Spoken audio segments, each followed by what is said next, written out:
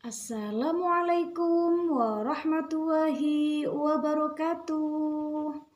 Halo sahabat ayah bunda, apa kabar?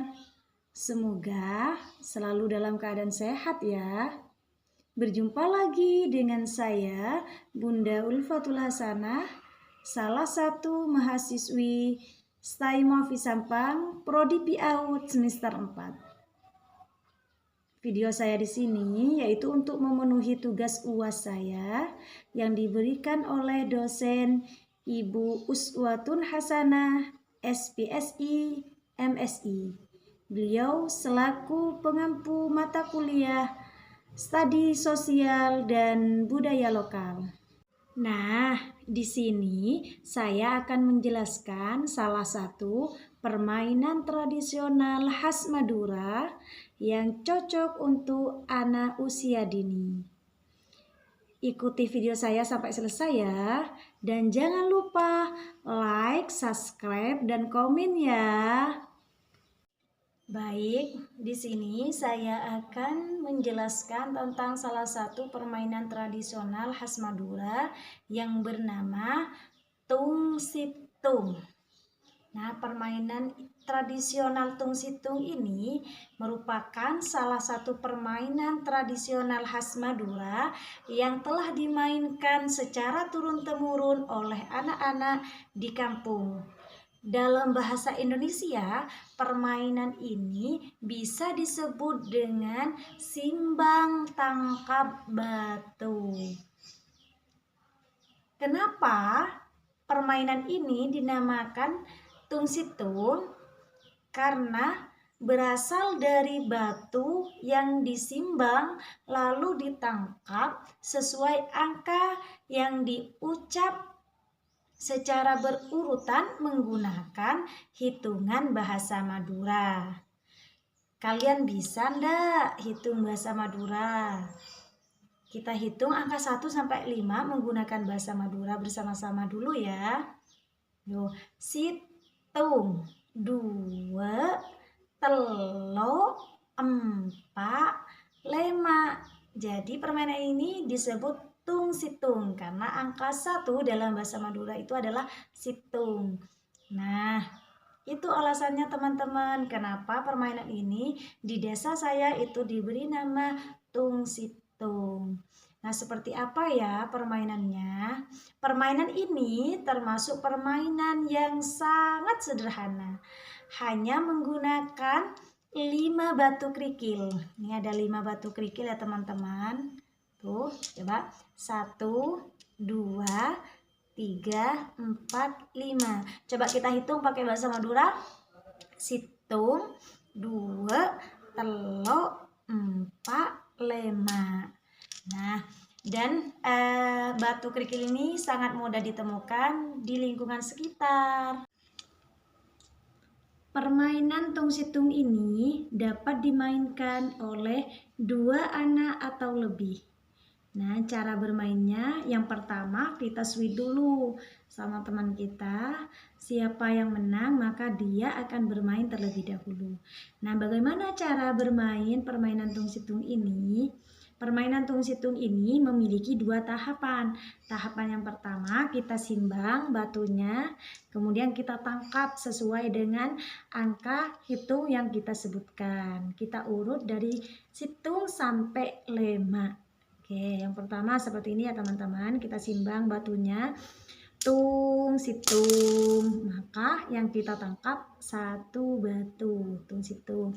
Dilanjut, wen, duen, kita harus menangkap 2 batu. Kemudian lon, telon, 3 batu, pan, 4 batu, man, leman, ini 5 batu. Nah, misalnya nih tung situng kita dapatnya langsung 2 batu yang harusnya 1 batu, maka kita langsung kalah, langsung diganti oleh pemain yang satunya seperti itu. Dan misal seperti ini juga kita simbang batunya, contoh man leman ya, kita harus dapat harus menangkap 5 batu, namun ada yang jatuh nih. Jadi kita ini ambil batu yang di bawah dengan cara dijepit sama jari seperti ini ya teman-teman, agar batunya lengkap 5 kalau maleman seperti ini. Nah, ini tahap yang pertama. Nah, tahap yang kedua, kita simbang batunya, tidak boleh berhenti sampai hitungan kelima. Situng 2 telo 4 5. Nah, setelah itu setelah tahapan yang kedua ini selesai, berapa batu yang kita dapat, yang kita tangkap, ini adalah hasil poin yang kita kumpulkan. Jadi kita hitung ya, situng 2 telo 4, berarti poin yang kita dapat adalah 4. Nah, kalau sudah selesai 2 tahapan, maka diganti oleh pemain penggantinya. Nah, nanti kita adu berapa banyak poin yang kita dapat, dan yang paling banyak mendapatkan poin, nah itulah pemenangnya. Permainan tung situng atau simbang tangkap batu ini sangat cocok dimasukkan ke dalam kegiatan pembelajaran di PAUD atau di TK. Karena apa? Karena tidak hanya seru, tetapi permainan ini juga serat nilai pendidikan dan pelestarian budaya lokal. Nah, apa saja manfaat dari permainan simbang tangkap batu ini? Yang pertama yaitu koordinasi antara mata dan tangan. Jadi, anak belajar menangkap dari simbangan batu secara tepat.